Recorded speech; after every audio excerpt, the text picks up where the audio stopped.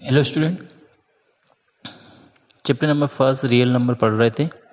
Exercise 1.2 तक के lecture में आपको समझा चुका हूँ। एक्सरसाइज 1.3, ठीक है। एक्सरसाइज 1.3 में क्या है, आपको इरेशनल नंबर प्रूव करना है, ठीक। क्वेश्चन नंबर फर्स्ट इसमें दिया है, prove that root 5 is a irrational number, ठीक है। इरेशनल प्रूव करना है, ठीक है। तो ये क्वेश्चन आप जैसे रूट 5 दिया है तो थोड़ा सा ध्यान से इसको आप समझिएगा, प्रैक्टिस करिएगा, क्योंकि रूट 5, रूट 2, रूट 3 तीनों क्वेश्चन लगभग सेम है, केवल न्यूमेरिकल चेंज हो रहा है, नंबर की वैल्यू चेंज हो रही है, बाकी तीनों में बिल्कुल एक जैसा रहता है, ठीक है। तो मैं आपको समझा देता हूँ। आप अगर रूट 5 की जगह रूट 2 दिया है तो बिल्कुल सेम टू सेम उसको सॉल्व करना है, रूट 3 भी दिया है तो बिल्कुल सेम टू सेम उसको सॉल्व करना है। तो रूट 5 इज इरेशनल नंबर, आप समझ लीजिए कैसे सॉल्व करेंगे, ठीक है। Let first we suppose root 5 is a rational number. सबसे पहले आप क्या सपोज करेंगे, रूट 5 को रेशनल नंबर सपोज कर लीजिए। अपने को प्रूफ तो इरेशनल प्रूफ करना है, लेकिन उसका रेसिप्रोकल लेके अपन सॉल्व करते हैं। Root 5 is a rational number, rational number है तो and A in B are two integer have common factor other than 1, ठीक है। अब अगर रेशनल नंबर है तो इसमें दो इंटीजर भी सपोज करना पड़ेगा, किस अपॉन फॉर्म में, पी अपॉन क्यू के फॉर्म में जो सपोज करते थे। यहाँ पर अपन ने क्या ले लिया, ए अपॉन बी, और दोनों में कॉमन फैक्टर एक 1 है। दोनों में कॉमन फैक्टर 1 के अलावा कोई सा भी कॉमन फैक्टर नहीं है। फैक्टर पहले ही पढ़ चुके हैं आप, ठीक है। तो इसको किस फॉर्म में लिख सकते हैं, यहाँ पर रेशनल नंबर है तो A upon B equal to root 5, ठीक है। पी अपॉन क्यू के फॉर्म में मैंने नोटेशन कर दिया, ठीक है। नेक्स्ट स्टेप में क्या करेंगे, स्क्वायरिंग बोथ साइड का स्क्वायर कर दीजिए। तो क्या मिलेगा आपको, A square upon B square equal to 5 हो जाएगा, रूट से स्क्वायर कैंसिल हो जाएगा, ठीक है। टर्म को ट्रांसपोर्ट करके इंटरचेंज कर लीजिए, ए स्क्वायर अपॉन 5 कर लीजिए इक्वल टू में बी स्क्वायर कर लीजिए, ठीक है। ए स्क्वायर के अपॉन में 5 हो गया, मतलब क्या हो गया, ए स्क्वायर 5 से डिविजिबल है। डिविजिबल किस कंडीशन में होता है, जब वो उसका फैक्टर होता है। तो यहाँ पर भी वही कंडीशन लगे, it means that A square is divisible by 5, also A is divisible by 5। Square divisible है तो ए भी डिविजिबल होगा, therefore 5 is a factor of A, ठीक है। डिवाइड किस कंडीशन में होता है, जब वो उसका फैक्टर होता है तभी डिवाइड होता है। तो यहां से अपन ने क्या प्रूफ कर दिया, A square is A is a factor of 5, therefore 5 is a factor of A, मतलब जो 5 है वो ए का फैक्टर हो जाएगा, ठीक है। नेक्स्ट स्टेप में क्या करेंगे, ध्यान से समझिएगा जरा। लेट ए इक्वल टू 5 के, जो ए दिया है इसकी जगह अपन सपोज कर लेते हैं 5 के, ठीक है। जो आपका ऊपर जो इक्वेशन है उसमें पुट कर दीजिए, हो जाएगा 5 के whole square upon 5 equal to B square. 5 के का होल स्क्वायर करेंगे तो हो जाएगा 25 के स्क्वायर, और 5 का क्रॉस मल्टीप्लाई कर दीजिए 5 बी स्क्वायर, ठीक है। 5 से 25 कैंसिल होगा 5 टाइम्स, तो के स्क्वायर इक्वल टू क्या मिल जाएगा, 5 को अपॉन मिलाइए बी स्क्वायर अपॉन 5, ठीक है। जैसे ए स्क्वायर 5 से डिविजिबल था तो वो उसका फैक्टर था, ऐसे बी स्क्वायर भी 5 से डिविजिबल है तो वो भी फैक्टर होगा।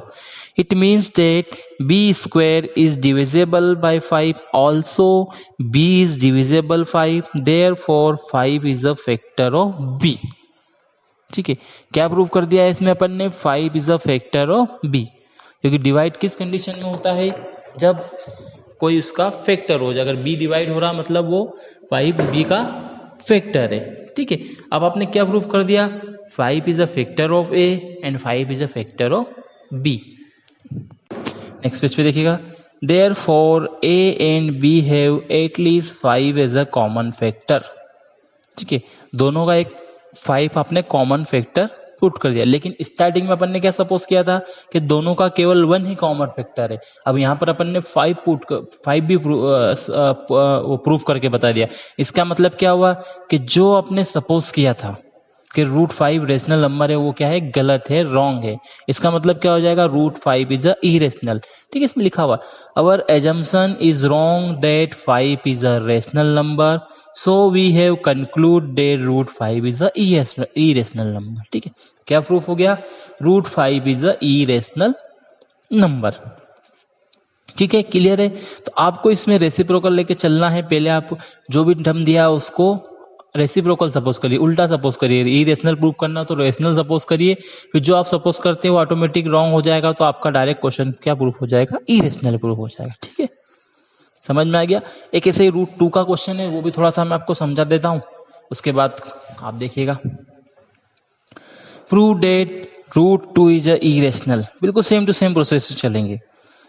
Let first we suppose root 2 is a rational number and a and b are two integer have common factor other than 1.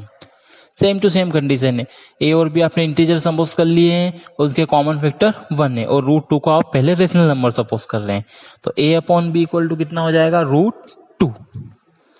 Squaring the both side का स्क्वायर कर दीजिए. A upon B whole square equal to root 2 square हो जाएगा. A square upon B square equal to 2.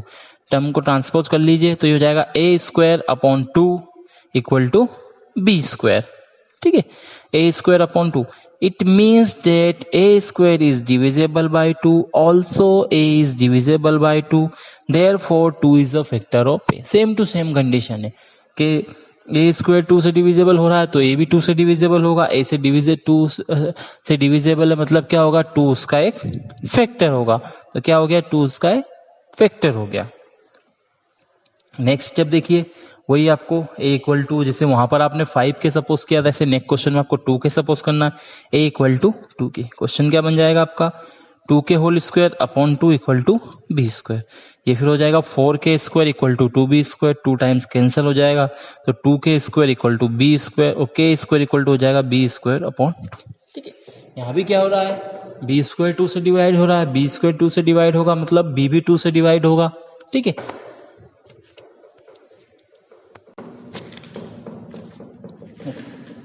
तो वही condition आपकी रहेगी. Also B is divisible by 2, therefore 2 is a factor of B.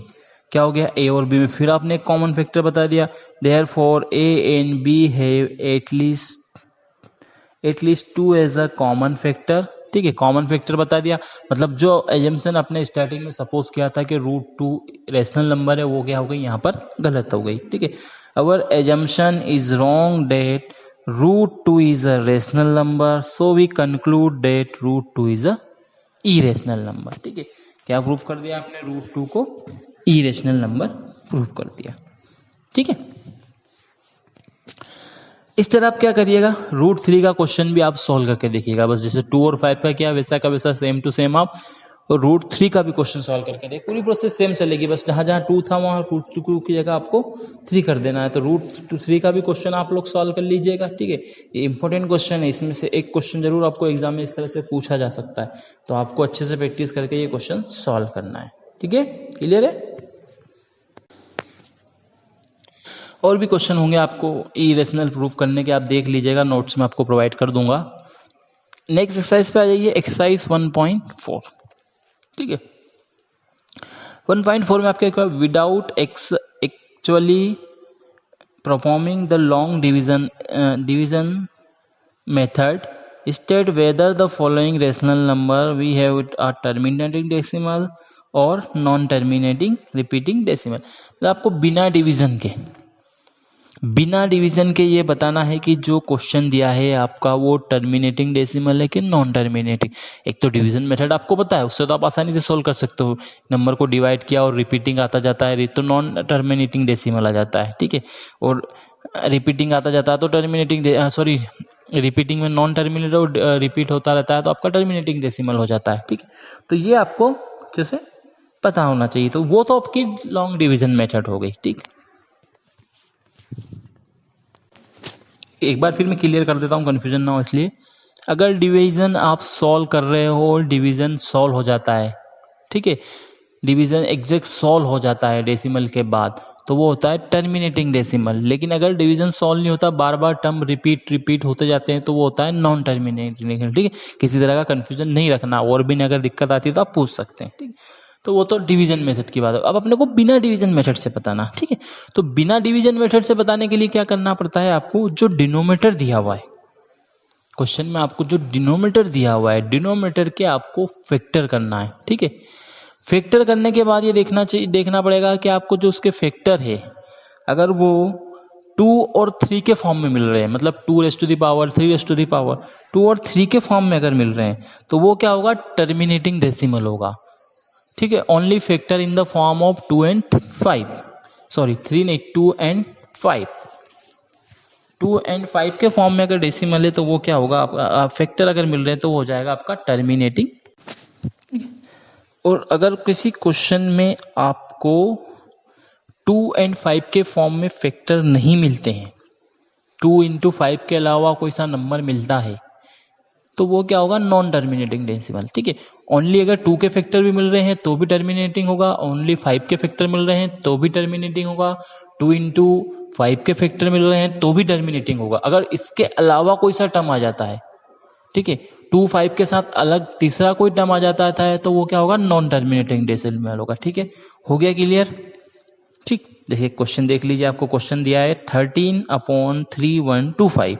ठीक है, मैंने क्या बताया, सबसे पहले आप डिनोमीटर के फैक्टर कर लीजिए। ठीक, देखिए डिनोमीटर के फैक्टर करने पर आपको क्या मिल रहे हैं, ये 5 से डिवाइड करते हुए मिल रहा है 5 into 5 into 5, 5 rest to the power 5। ठीक है, किस फॉर्म में मिल गया फैक्टर इसका, 5 के फॉर्म में, 5 रेस्ट टू दी पावर जो भी आ रहा है। ठीक, here the factor of denominator in the form of 5 rest to the power m, general notation है 5 rest to the power, therefore given rational number will be have the terminating decimal. मतलब जो given rational number है वो क्या मिलेगा आपको, terminating decimal मिलेगा।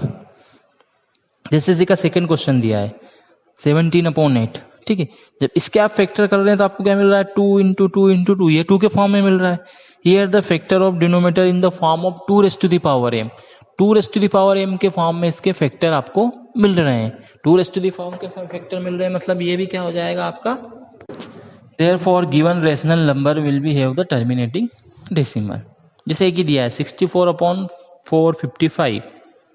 सबसे पहले देखिए इसमें अगर आप फैक्टर निकाल रहे हैं तो क्या मिल रहा है, 5 इंटू 7 इंटू 13। फैक्टर निकालना याद ही आपको, 5 इंटू 7 इंटू 13, ये क्या हो गया, here the factor of denominator is in the form of 5 into 7 into 13। मतलब इसमें 5 तो है लेकिन 5 के साथ 2 अदर नंबर हो गए तो क्या हो जाएगा, therefore given rational number will have the non terminating decimal. मतलब इसमें 5 के साथ अलग डेसिमल आ गया तो ये क्या मिलेगा आपको, नॉन टर्मिनेटिंग डेसिमल। ठीक है, तो इस तरह आप क्वेश्चन सॉल्व करके देख लीजिएगा, डिनोमीटर के फैक्टर करिए, अगर आपको 2 इंटू 5 के फॉर्म में मिल रहा है तो आपका टर्मिनेटिंग डेसिमल हो जाएगा, नहीं तो नॉन टर्मिनेटिंग डेसिमल हो जाएगा। ठीक है, इसके जब आगे क्वेश्चन आप देखेंगे तो उसमें आपको यही कहा गया है, अगर कोई क्वेश्चन टर्मिनेटिंग डेसिमल है तो उसको आप डिवीजन मेथड से भी सोल्व करिएगा। इसके नोट्स में आपको भी दे रहा हूँ, तो नोट्स में देख के चेक कर लीजिएगा। ठीक है, होप आप लोगों को समझ में आ गया होगा। अगर कोई भी आपको प्रॉब्लम आती है तो आप बिल्कुल कम्युनिकेशन में जाके मुझसे पूछ सकते हैं। Thank you.